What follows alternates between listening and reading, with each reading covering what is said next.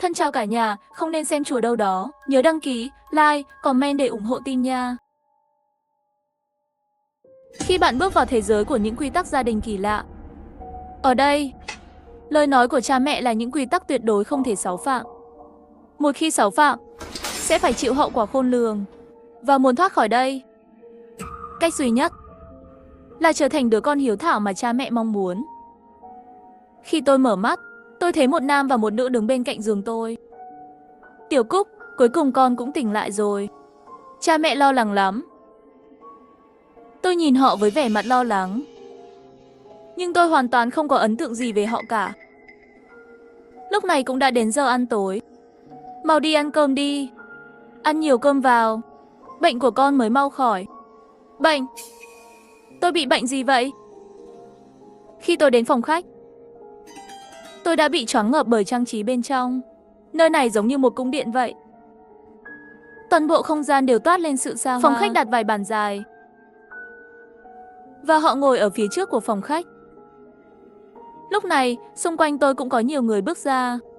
Họ hầu hết đều cùng độ tuổi với tôi. Tôi đếm thử. Chắc cũng có vài chục người. Người tự xưng là mẹ tôi. Lại chỉ một chỗ trống. Ra hiệu bảo tôi ngồi xuống đó. Tôi muốn từ chối. Nhưng trong tiềm thức của tôi có một tiếng nói bảo tôi không thể từ chối bất kỳ yêu cầu nào của mẹ. Nếu không, hậu quả sẽ rất nghiêm trọng. Được rồi, đã 8 giờ rồi. Có thể bắt đầu ăn rồi. Tôi không dám ăn. Khẽ nói với cô gái bên cạnh. Em gái, em biết đây là tình huống gì không? Em cũng không biết. Em đang ngủ ngon ở nhà. Mở mắt ra thì bỗng nhiên lại ở đây. Chúng ta có phải gặp phải kẻ xấu không? Tại sao họ lại nói là người nhà của tôi? Giọng của cô gái vẫn còn run rẩy, như thể cô ấy sẽ khóc ngay trong giây phút tiếp theo. Đột nhiên vang lên vài tiếng gọi. Tôi quay đầu lại, phát hiện anh ta đang nhìn chúng tôi chằm chằm, nhẹ nhàng giận dò. Khi ăn cơm không được ồn ào. Hiểu chưa? Tiểu Cúc, nếu con không hiểu, có thể xem cuốn sổ hướng dẫn ăn cơm bên cạnh con. Tôi nhìn xuống, quả nhiên thấy một cuốn sổ hướng dẫn ăn cơm. Trên đó viết rằng mỗi tối lúc 8 giờ chính xác là giờ ăn. Khi ăn cơm là an toàn, nhưng không được từ chối ăn cơm vì bất kỳ lý do gì. Cũng không được nói rằng thức ăn mẹ làm không ngon. Không được chơi điện thoại khi ăn cơm. Cũng không được làm ồn ào. Không được khóc khi ăn. Không được kén ăn. Phải cố gắng ăn nhiều, mẹ mới vui. Những dòng chữ bình thường này lúc này lại làm tôi cảm thấy sởn tóc gáy. Tôi không khỏi nghĩ, nếu không làm theo những gì ghi trong này thì sẽ ra sao? Đột nhiên có một người đứng lên. Đây là đâu? Tôi không quen biết các người. Nhanh thả tôi ra đi. Các người có biết bố tôi là ai không? Tiểu Phàm, khi ăn cơm không được nói chuyện to đâu. Cô ta vẫn nhẹ nhàng dặn dò. Cái gì là nói chuyện to? Tôi có nói lớn đâu. Món ăn này chán quá, chẳng ngon tí nào. Có vẻ như anh vẫn chưa được dạy dỗ tốt lắm. Vừa dứt lời, một bóng người bất ngờ xuất hiện phía sau Tiểu Phàm. Một bàn tay nắm chặt vai của cậu ấy. Người đó chính là người trước đó ngồi cuối bàn ăn. Và lúc này ông ta lại xuất hiện bất ngờ phía sau Tiểu Phàm. Chưa kịp để Tiểu Phàm phản ứng lại, bố cậu ta đã kéo cậu ấy đi về phòng ngủ. Trong phòng ngủ vang lên những tiếng động lạ. Cậu sẽ khóc đấy. Cậu sẽ cười một cách quái dị. Khoảng 2 phút sau, Tiểu Phàm và bố cậu ấy cùng bước ra từ phòng ngủ. Tiểu Phàm mặt mày tái mét, nhưng khóe miệng lại nở một nụ cười cứng ngắc. Cậu ấy cứ lặp đi lặp lại một câu không được la hét, không được la hét. Sau đó, cậu ấy bắt đầu ăn uống như hổ đói. Tôi sợ đến toát mồ hôi lạnh. Dù tôi không biết việc bị dạy dỗ là gì, nhưng chắc chắn đó không phải là điều tốt đẹp gì. Được rồi, chúng ta tiếp tục ăn cơm đi. Hắn ta lại đưa ra chỉ thị mới. Tôi chỉ có thể cố gắng ăn thêm chút, vì nghĩ đến những gì trong cuốn sổ hướng dẫn. Kết thúc bữa ăn, bà ta nhìn vào đống thức ăn còn lại một nửa. Thật đáng tiếc. Không ăn hết rồi. Mẹ đã chuẩn bị công phu như vậy. Bố cũng đã vất vả đi săn. Sau đó, bà ta vô tình nói một câu, sắp tới lại còn bao nhiêu bát đĩa phải rửa. Thật phiền phức. Sau đó, bà ta lại ra lệnh cho chúng tôi. Ăn xong rồi, các con có thể về phòng nghỉ ngơi. Vừa dứt lời, tất cả họ đều vội vàng chạy về phòng ngủ của mình. Nhưng tôi vẫn ngồi ở đó, không đi. Vì trong đầu tôi có một suy nghĩ muốn kiểm chứng. Tiểu Cúc, sao con còn chưa về nghỉ ngơi? Bà ta ngạc nhiên hỏi tôi thử hỏi mẹ. Mẹ ơi, con có thể ở lại giúp mẹ rửa bát không? Bầu không khí bỗng trở nên im lặng. Tôi lại sợ là lời thuyết phục không đủ mạnh nên tôi bổ sung thêm. Mẹ đã làm rất nhiều món ăn cho chúng con rồi. Đã rất vất vả rồi. Một mình rửa bát sẽ quá mệt mỏi. Bà ta bất ngờ ngẩn người, qua một lúc mới phản ứng lại. Ánh mắt nhìn tôi cũng trở nên mềm mại hơn nhiều. Tất nhiên là có thể rồi. Khi rửa bát, tôi có cố ý hỏi thăm bà ta. Bố đi săn ở ngoài cũng rất vất vả và nguy hiểm đúng không? Đúng vậy, bố con dù không nói gì. Nhưng ông ấy cũng yêu các con lắm. Mẹ ơi, bố đi săn được những gì vậy? Đó là những thứ rất mệt. Rất mệt ư, đó là những thứ gì vậy? Tôi cố tình tỏ vẻ tò mò hỏi. Hai chân tôi đã run rẩy. Tôi lo lắng không biết có lỡ nói sai không. Bà ta liếc tôi một cái, nhưng vẫn giải thích. Loại người là một loài quái vật biết ngụy trang. Chúng cũng giống chúng ta. Có não và tứ chi. Cắt da của chúng sẽ chảy máu. Nhưng không phải máu đỏ. Điều buồn cười nhất là một phần trong số chúng lại còn có gia đình. Thật sự là buồn cười. Nói đến đây, bà ta lại nhìn tôi. Tiểu Cúc, sao con không cười vậy? Con không thấy buồn cười sao? À, buồn cười lắm. Thật sự buồn cười, tôi chỉ cười gượng vài tiếng. Trong cuộc trò chuyện tiếp theo, bà ta dường như nhận ra ý định của tôi, nên không tiết lộ quá nhiều thông tin hữu ích. Nhưng vào lúc này, tôi đột nhiên hét lên một tiếng. Cả người trượt ngã xuống đất. Con dao tôi cầm trong tay, dưới sự điều khiển cố ý của tôi, đâm vào tay phải của bà ta. Tiểu Cúc, con không sao chứ?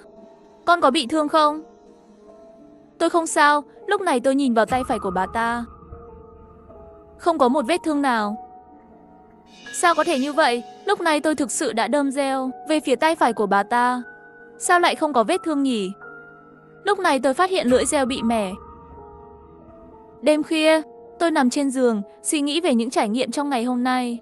Trước đó, trong cuộc trò chuyện với anh ta, tôi đã thu thập được khá nhiều thông tin hữu ích. Nhưng điều tôi quan tâm nhất là tôi bị bệnh gì. Ngoài ra, tôi còn xác nhận được những vết thương vật lý như dao, nĩa, đối với những quái vật này thì không có tác dụng gì. Như vậy, có vẻ như việc đánh bại chúng là điều không thể. Khi tôi đang miệt mài suy nghĩ phải làm gì tiếp theo, đột nhiên tôi chú ý thấy trên tủ đầu giường có một cuốn sổ nhỏ. Bìa cuốn sách ghi cẩm nang sinh tồn gia đình. Khi tôi mở ra, bên trong viết rằng cha mẹ rất yêu con. Họ có thể giúp con thực hiện bất kỳ điều ước nào, không được từ chối bất kỳ yêu cầu nào của cha mẹ. Cha mẹ sẽ không làm tổn thương con, nhưng sẽ dạy dỗ con để con có thể rời khỏi nhà. Nhưng đừng trễ, phải về trước 12 giờ đêm. Đừng bao giờ thử bỏ nhà ra đi. Cũng không được nói không trước mặt cha mẹ. Hiếu thảo là đánh giá thấp nhất của cha mẹ đối với con. Đừng để cha mẹ nói ra ba từ này. Hiếu thảo là đánh giá cao nhất. Nếu họ nghĩ con là một đứa con hiếu thảo, con có thể yêu cầu họ bất kỳ điều ước nào. Hãy cố gắng trở thành một đứa con hiếu thảo. Tôi chăm chú nhìn vào. Câu nói có thể yêu cầu cha mẹ thực hiện điều ước. Như vậy, chỉ cần là một đứa con tốt là có thể ước nguyện rồi rời đi phải không? Liệu có quá đơn giản không? Lúc này tôi chú ý thấy phía trước đứa con tốt còn có hai từ hiếu thảo. Suy nghĩ kỹ lại, hình như tôi chưa từng nghe họ nói qua. Như vậy, có lẽ chuyện này không dễ dàng như vậy. Lúc này, bỗng nhiên nghe thấy tiếng gõ cửa. Ai vậy? Tôi cảnh giác hỏi. Là người ngồi cạnh con lúc ăn cơm. Giọng nói nghe quen quá. Tôi nhìn qua lỗ mèo. Quả thật là cô gái đó. Tôi không nghĩ nhiều, mở cửa cho cô ấy vào. Cô đến tìm tôi làm gì? Chị ơi, em muốn bàn với chị chuyện làm thế nào để thoát khỏi đây. Em phát hiện ra là hai con quái vật đó đã ngủ rồi. Cô tên gì? Dạ, em tên là Diệp Nhất Nhất. Cô có đọc cuốn cẩm nang này chưa? Tôi vừa nói vừa lấy cuốn cẩm nang sinh tồn ra. Không, em không có cuốn sách này. Sao lại không có? Lúc này tôi chỉ vào một đoạn trong cuốn sách. Đừng bao giờ thử bỏ nhà ra đi. Cũng không được nói không trước mặt cha mẹ. Họ đã viết câu này trong cuốn sách. Điều này có nghĩa là họ biết chúng ta sẽ bỏ trốn. Và họ đã chuẩn bị phòng bị. Nếu bỏ trốn ngay lập tức, chắc chắn sẽ bị phát hiện. Vậy chúng ta phải làm sao bây giờ? Cô ấy có vẻ bị chấn động. Cúi đầu xuống. Chúng ta hãy về phòng ngủ đi. Ít nhất thì tình hình hiện tại vẫn an toàn. Hãy quan sát thêm. Nếu kế hoạch lấy lòng của tôi thành công, tôi cũng không ngại giúp họ cùng bỏ trốn. Dù sao thì cuốn sách có viết rằng có thể thực hiện bất kỳ điều ước nào. Cô ấy nghe xong cũng không nói gì thêm. Quay người định đi. Tôi cũng quay người định nằm xuống giường nghỉ ngơi. Nhưng ngay lúc đó, tôi bỗng nghe thấy tiếng bước chân vội vã. Khi tôi quay lại, cùng với một cơn đau dữ dội, một con dao đã đâm vào bụng dưới tôi. Kẻ đâm tôi chính là Diệp Nhất Nhất. Cô điên rồi à? Cô đâm tôi làm gì? Tôi giữ chặt vết thương, mắng lớn. Cô mới điên ấy. Cô mới là quái vật đấy. Chỉ có loại như cô mới có thể loại bỏ tất cả chúng ta. Chúng tôi mới có thể trốn thoát. Cô ta gào lên như điên. Lúc này tôi nhìn thấy cô ta rút ra một con dao mới từ trong áo. Đừng trách tôi. Nếu có trách, hãy trách họ. Chính họ bảo rằng cô là quái vật. Chính họ ép tôi đến để loại bỏ cô. Cô ta giải thích. Nhưng như thể đang tuyên bố cái chết của tôi. Còn lý do tại sao tôi bị cho là quái vật? Chắc chắn là vì tôi chủ động ở lại, giúp rửa bát. Cô ngốc quá. Cô bị họ lừa rồi. Tôi không phải quái vật. Nếu tôi là quái vật, liệu tôi có dễ dàng bị các người loại bỏ không? Sức khỏe của tôi rất tồi tệ. Không thể tiếp tục vận động mạnh được nữa. Vì vậy tôi muốn khuyên cậu ta đừng làm chuyện ngu ngốc. Nhưng cậu ta không nghe lời tôi. Cứ lao thẳng về phía tôi. Nhìn thấy con dao của cô ta hướng về phía tôi. Lúc này, một bàn tay lớn đặt lên vai cô ta, đè cô ta lại tại chỗ. Lúc đó, tôi ý thức mơ hồ, nhưng tôi vẫn có thể nhìn thấy đó là một người đàn ông cao lớn. Gương mặt ông ta u ám. Giọng nói trầm thấp của ông ấy đối với cô ta đang run rẩy, nói rằng không được làm hại gia đình. Con còn cần phải được dạy dỗ. Người đấy là bố tôi. Sau đó, vì đau đớn và mất máu, tôi hoàn toàn ngất xỉu. Ngày hôm sau, tôi tỉnh lại, phát hiện ra mình đang nằm trên giường. Vết thương đã được băng bó. Điều kỳ lạ là không hề đau chút nào. Tôi tháo băng ra. Vết thương vốn rất nghiêm trọng, nhưng lúc này gần như đã lành. Khi tôi bước ra khỏi phòng ngủ và vào phòng khách, trên bàn ăn đã có khá nhiều người ngồi. Lúc này tôi chú ý đến Diệp Nhất Nhất ngồi cạnh tôi. Lúc này, ánh mắt của cô ta trống rỗng, hai mắt vô hồn, miệng cứ lẩm bẩm mãi. Không được làm hại gia đình. Không được làm hại gia đình, cô ta không chớt, nhưng đã bị dạy dỗ. Nghe cô ta lẩm bẩm, tôi nhận thấy ánh mắt của mọi người nhìn tôi đều đầy sự nghi ngờ. Như thể tôi là người làm cho cô ta trở nên như vậy. Nhưng tôi không hiểu tại sao họ lại thù địch với tôi như vậy. Tôi chỉ muốn sống sót trong gia đình kỳ lạ này. Chẳng lẽ tôi đã làm hại ai? Tôi nhìn xung quanh, chú ý đến một chàng trai. Cậu ta cứ nhìn chằm chằm vào tôi. Sau đó tôi ngồi xuống bên cạnh cậu ta. Tại sao các bạn lại đối xử với tôi như vậy? Vì cuốn cẩm nang ăn uống nói rằng không được làm ồn, nhưng không cấm trò chuyện. Vì các bạn đều là quái vật. Chỉ có loại quái vật như các bạn mới có thể. Chỉ khi loại bỏ hết các quái vật này, chúng tôi mới có thể trốn thoát. Nghe đến đây, tôi hiểu rồi. Dù tôi có giải thích thế nào, họ cũng sẽ không tin tôi. Sau bữa ăn, cậu ta đã bỏ dèo nĩa vào túi áo trước mặt tôi. Cậu ta vừa như khoe khoang, vừa như đang cảnh báo, lắc dèo trước mặt tôi.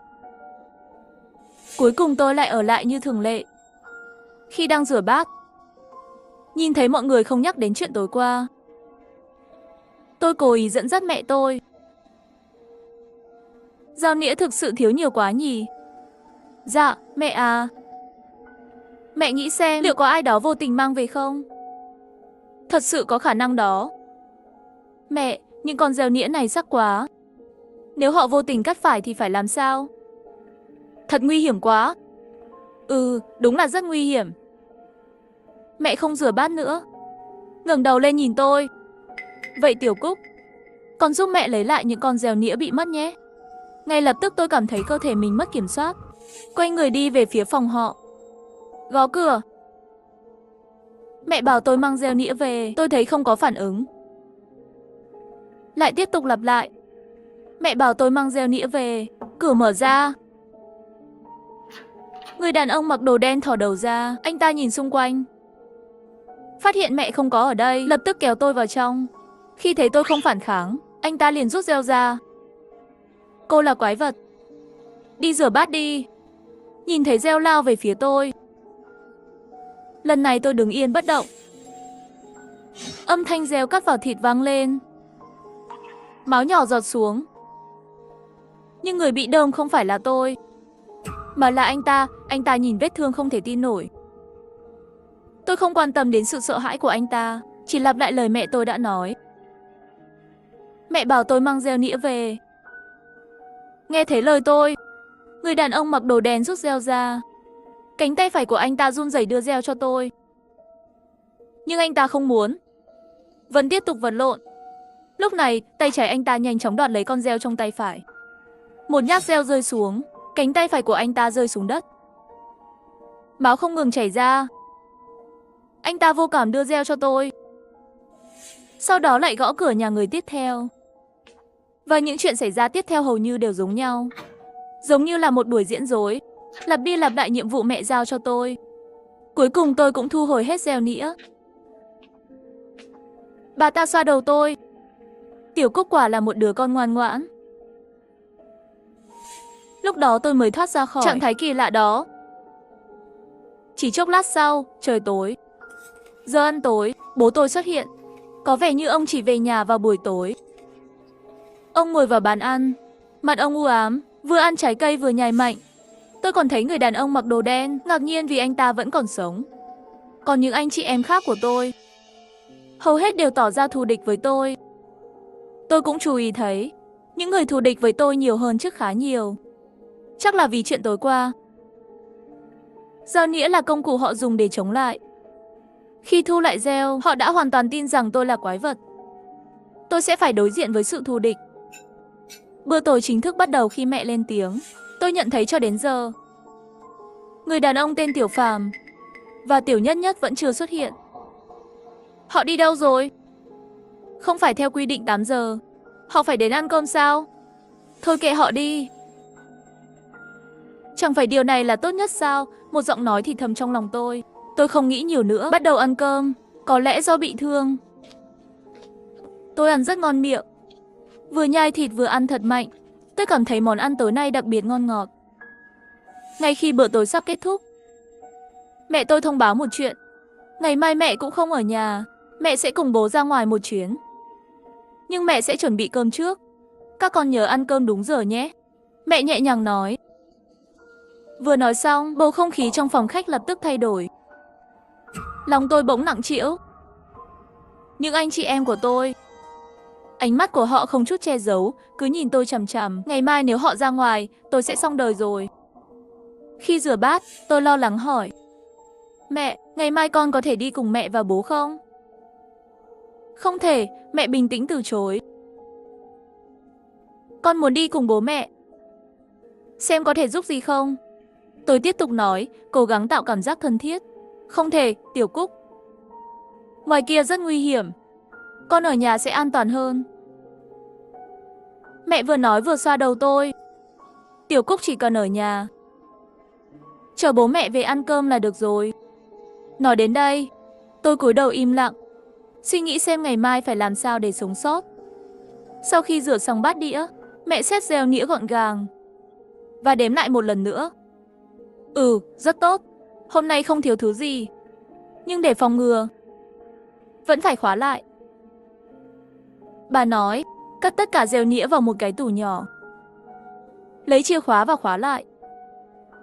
Sau khi làm xong tất cả, mẹ đưa chìa khóa cho tôi. Tiểu Cúc, con phải giữ thật chặt. Chìa khóa này là chìa khóa duy nhất trong nhà. Có thể mở tất cả các ổ khóa trong nhà. Tôi nhận chìa khóa, ánh mắt tôi chợt sáng lên. Tôi cười và trả lời. Mẹ yên tâm, con sẽ giữ chìa khóa thật cẩn thận. Sau khi mẹ rời đi, vào đêm hôm đó, tôi đã mở tủ đựng reo nĩa. Khi nằm trên giường, tôi thực sự cảm thấy rất hồi hộp. Hồi hộp đến mức không thể ngủ được, tôi bắt đầu mong chờ ngày mai nhanh đến. Mong những người anh chị em sẽ đến tìm tôi nhanh chóng. Ngày thứ 3, tôi bị đánh thức bởi tiếng gõ cửa. Nhìn qua lỗ mèo, tôi thấy bên ngoài quả thật là một nhóm người do người đàn ông mặc đồ đen dẫn đầu. Tiếng đập cửa vang lên, nhưng cửa vẫn không hề động đậy. Tôi nhân lúc họ đập cửa, đột nhiên mở cửa ra, không chút do dự, rút dao đâm vào anh ta. Người đàn ông mặc đồ đen không kịp phản ứng, đâm trúng. Tôi nhanh chóng rút dao ra. Máu màu đen chảy ra, bắn lên mặt tôi. Chưa kịp cho những người ngoài kia phản ứng, tôi lại đóng cửa lại và hét lớn về phía ngoài cửa. Nếu các người không sợ chết thì cứ tiếp tục đến đi. Mặc dù các người đông người, nhưng tôi đảm bảo những người đầu tiên lên sẽ có kết cục rất thảm. Giết hết chúng đi, giết hết tất cả chúng đi. Một giọng nói trong lòng tôi thúc giục tôi hành động. Tôi không biết vì sao lòng tôi lại có sự ghê tởm mạnh mẽ như vậy và sức lực khủng khiếp như vậy. Có phải đây chính là bệnh của tôi không? Tôi tựa vào cửa, ngồi xuống. Tôi cầm dao trên tay, suy nghĩ lại cảm giác vừa rồi. Không hiểu sao, cảm giác này thật tuyệt vời. Lúc này tiếng gõ cửa đã cắt đứt dòng suy nghĩ của tôi. Lại là họ sao? Nhìn qua lỗ mèo, tôi thấy bên ngoài chỉ có một người. Người này tôi thấy hơi quen, là người bên cạnh người đàn ông mặc đồ đen trong đám đông trước kia. Chào bạn, tôi tên là Vương Dực. Tôi có cách để có thể thoát khỏi đây. Chúng ta có thể nói chuyện không? Bạn muốn làm gì? Tôi siết chặt dao trong tay, hỏi một cách cẩn trọng.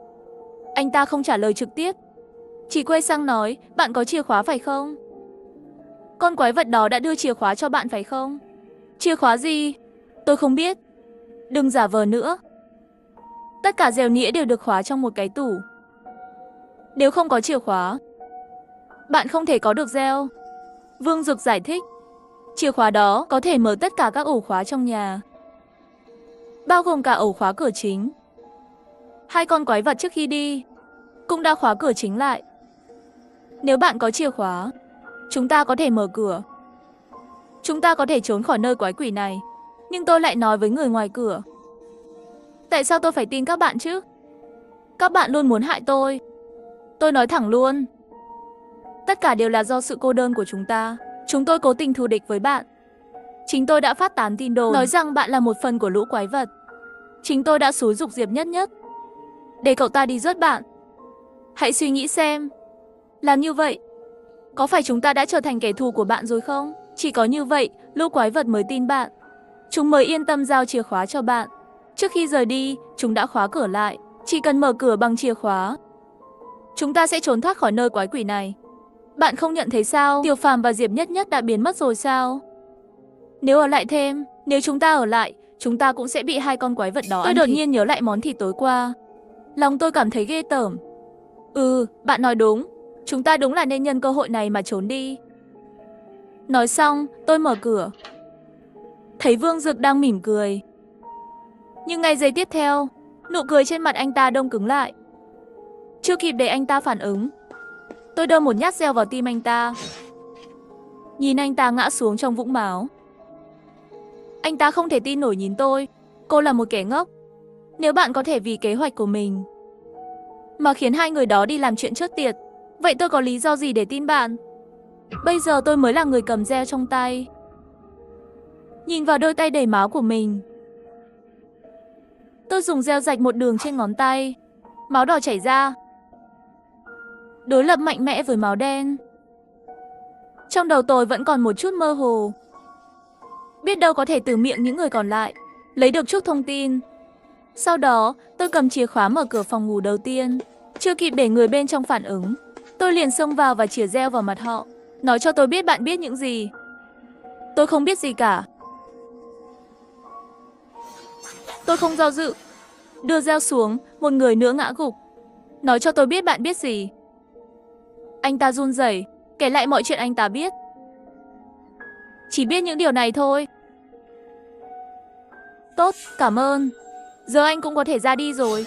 Từ miệng họ, tôi đã thu thập được khá nhiều thông tin hữu ích. Đầu tiên, sự khác biệt lớn nhất giữa họ và tôi là họ đã từng thấy thế giới bên ngoài. Họ được bố mẹ mang từ ngoài về nhà. Còn tôi chưa bao giờ thấy thế giới bên ngoài.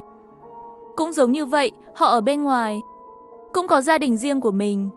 Nhưng trong ký ức của tôi, không có bất kỳ ấn tượng nào về gia đình ban đầu của tôi. Điều quan trọng là, những gì họ mô tả về thế giới bên ngoài hoàn toàn khác biệt so với thế giới trong ký ức của tôi. Họ nói với tôi rằng bên ngoài không có mặt trời, lúc nào cũng chìm trong bóng tối vĩnh viễn. Trên trời cũng không có mặt trăng, cả bầu trời dường như bị quái vật bao phủ, ẩn chứa vô số quái vật. Không đúng, điều này hoàn toàn khác biệt với thế giới bên ngoài trong ký ức của tôi. Phải có mặt trời chứ. Tôi cảm thấy bối rối. Nhưng ngay sau đó tôi lại nghĩ, không phải tôi chưa bao giờ đi ra ngoài sao? Vậy làm sao tôi có thể có ký ức về việc bên ngoài có mặt trời? Tôi bắt đầu tìm lại ký ức của mình. Tôi đến từ trái đất. Tôi đã xuyên không đến thế giới này, lạc vào gia đình kỳ lạ này. Tôi muốn trốn thoát. Trong ký ức này, thế giới bên ngoài có mặt trời. Tôi không thuộc về gia đình này. Hai con quái vật đó không phải là bố mẹ tôi. Nhưng một phần ký ức khác lại nói với tôi đúng là tên Tiểu Cúc. Nhưng tôi không đến từ trái đất. Tôi đã sống trong gia đình này. Bố mẹ rất yêu tôi. Họ chính là bố mẹ tôi. Tôi chưa bao giờ đi ra ngoài thế giới. Gần đây tôi đã mắc một căn bệnh nặng. Tôi bị sốt cao, đầu óc bị mê man. Mẹ nói tôi bị bệnh dị thanh. Mẹ nói tôi mắc bệnh dị thanh. Không đúng. Tôi không thuộc về gia đình này. Tôi không phải là con của hai con quái vật đó. Tôi là người xuyên không đến. Không, tôi chính là người trong gia đình này. Bố mẹ không phải là quái vật. Hai ký ức giống nhau nhưng lại hoàn toàn khác biệt. Chúng đang tranh cãi trong đầu tôi. Bàn tay run rẩy của tôi lấy chìa khóa ra, nhìn về phía cửa chính của nhà. Tôi có chìa khóa. Bố mẹ lại không có ở nhà. Tôi có thể trốn rồi. Nhưng khi đến cửa, tiếng nói trong lòng tôi lại đang gào thét không thể đi. Không có sự đồng ý của bố mẹ. Không thể bỏ nhà ra đi. Sau nhiều lần do dự, cuối cùng tôi vẫn không mở cửa bỏ chạy. Tôi sợ rằng nếu mở cửa, tôi sẽ thấy họ chưa đi. Như vậy sẽ quá nguy hiểm. Một kế hoạch khác đã hình thành trong đầu tôi. Tôi dự định để họ tự thả tôi ra. Tiếp theo là thu thập thông tin. Điều đáng chú ý là khi tôi đi thăm các phòng, tôi đã phát hiện ra một chuyện. Lúc này, anh ta đã biến thành một con lợn. Cơ thể béo ú và xệ. Đối với sự thay đổi của anh ta, những người khác giải thích rằng cơm trong nhà không thể ăn được. Chỉ cần ăn vào sẽ biến thành như vậy. Và nếu vẫn ở trong gia đình này, một khi xáo phạm quy tắc gia đình sẽ bị bố mẹ giáo huấn, chắc chắn sẽ bị đánh bại hoàn toàn. Quá trình biến đổi này sẽ trở nên rất nhanh chóng. Em gái à, vì trước đây em thích múa reo vung kiếm. Vậy hôm nay chúng ta sẽ ăn bánh bao nhé. Bố mẹ chắc chắn sẽ rất thích món này. Vậy là tôi kéo anh ấy từ từ đi về phía bếp. Trước bữa tối, họ cũng đã về nhà đúng giờ. Một cách khó tin, họ chỉ tay vào món ăn trên bàn. Đây là con làm sao? Phải không? Dạ, là con làm đó. Nhưng vì là lần đầu làm, nên con cũng không biết làm có ngon không. Không sao đâu. Chỉ cần là món của Tiểu Cúc, mẹ sẽ thích ăn. Tôi cũng chú ý đến cha tôi, người luôn giữ vẻ mặt u ám, cuối cùng cũng nở một nụ cười mãn nguyện. Trên bàn ăn, họ hoàn toàn không để ý. Anh chị em tôi đã đi đâu mất rồi? Bởi vì tôi căn bản là không có anh chị em. Trong gia đình này chỉ có chúng tôi 3 người. Trước khi bữa tối kết thúc, mẹ vui mừng đến rơi nước mắt. Tiểu Cúc, đây là bữa ăn ngon nhất mà mẹ từng ăn trong đời. Con thật là một đứa con hiếu thảo. Tôi khéo léo hỏi, mẹ à, ngày mai con có thể ra ngoài một mình không? Dĩ nhiên là có rồi. Tiểu Cúc là đứa trẻ ngoan. Đứa trẻ ngoan muốn làm gì cũng được. Nhưng ngày mai là lần đầu Tiểu Cúc ra ngoài. Vẫn nên đeo chiếc kính này vào. Vào sáng hôm sau, tôi đứng ở cửa, đeo kính mà mẹ đã đưa cho tôi. Dưới ánh mắt của họ, tôi rời khỏi nhà. Ban đầu tôi còn đi từ từ, cho đến khi quay lại và nhận ra mình đã ra khỏi tầm mắt của họ. Tôi bắt đầu chạy như điên về phía trước. Chạy mãi cho đến khi không còn nhìn thấy ngôi nhà phía sau. Cuối cùng tôi đã trốn thoát khỏi cái nơi quái quỷ này. Tất cả chỉ là diễn cho hai con quái vật đó xem. Để họ tin tôi, cảm thấy tôi là một đứa con hiếu thảo. Tôi chưa bao giờ thấy mặt trời trên trời lại sáng rực như vậy. Họ đã lừa tôi. Trời rõ ràng là có mặt trời mà. Mồ hôi và hơi nước dính vào mắt tôi. Mở mắt tôi đi. Tôi vô thức tháo kính ra. Vừa tháo kính ra, tôi phát hiện môi trường xung quanh bỗng nhiên trở nên tối tăm. Trời không có mặt trời, chỉ có những vì sao đỏ rực. Dưới chân tôi chẳng phải cánh đồng cỏ, mà là một vùng đất bùn lầy. Sao lại như thế được? Tôi lại đeo kính vào. Thế giới lại trở lại ánh sáng. Chim hót và hoa nở. Sao lại thế này? Đây không phải là thế giới tôi quen thuộc. Đây chắc chắn không phải là thế giới bạn quen. Đây là thế giới của tôi. Một giọng nói vang lên trong đầu tôi. Bạn là ai? Tôi mới là chủ sở hữu thực sự của cơ thể này. Bạn là tên trộm vô sỉ. Bạn đã đánh cắp cơ thể tôi, đánh cắp gia đình tôi, khiến tôi ốm nặng, còn khiến mẹ lo lắng cho tôi. Trả lại cơ thể cho tôi. Lúc này tôi cũng đã hiểu ra, bạn chính là người đang thì thầm trong đầu tôi, bảo tôi phải nghe lời mẹ, khơi dậy sự ác ý trong tôi, bảo tôi đi rớt những người đó và ngăn cản tôi trốn khỏi nhà. Chính xác, chính là tôi đã cố gắng hết sức, nhưng không ngờ vẫn để bạn trốn thoát. Nhưng bạn không thể trốn được đâu. Bố mẹ nhất định sẽ bắt bạn quay lại. Lần này tôi cuối cùng cũng hiểu rõ mọi chuyện. Tôi đã xuyên không vào thế giới này, và ký ức của tôi đã hòa nhập với ký ức của Tiểu Cúc trong thế giới này. Và lý do tại sao mọi người trong nhà lại thù địch với tôi là vì tôi thực sự là một phần của lũ quái vật đó.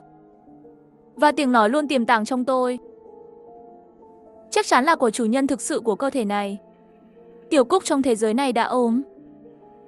Tôi chính là bệnh tật của cậu ấy. Khi tôi hiểu ra tất cả, tôi chỉ cảm thấy một nỗi vô lực sâu thẳm.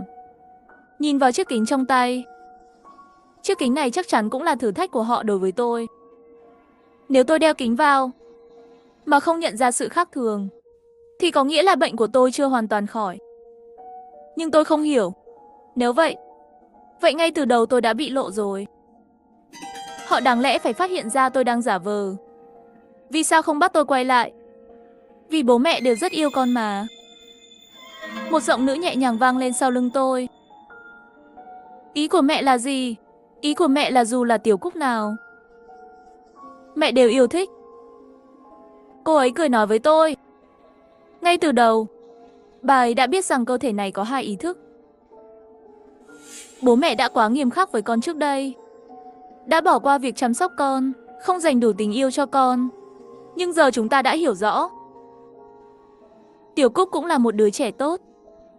Con cũng xứng đáng được yêu thương. Không phải con đã chứng minh điều này với chúng ta sao? Vậy thì về nhà với chúng ta nhé. Chúng ta sẽ yêu con như yêu Tiểu Cúc. Con sẽ trở thành một thành viên mới trong gia đình chúng ta. Mẹ nắm tay tôi. Tôi đờ đẫn đi theo họ về phía nhà. Tôi bỗng cảm thấy hình như tôi chưa bao giờ thực sự trốn khỏi nhà. Lại bỗng cảm thấy có lẽ sống như thế này cùng họ cũng không tệ lắm.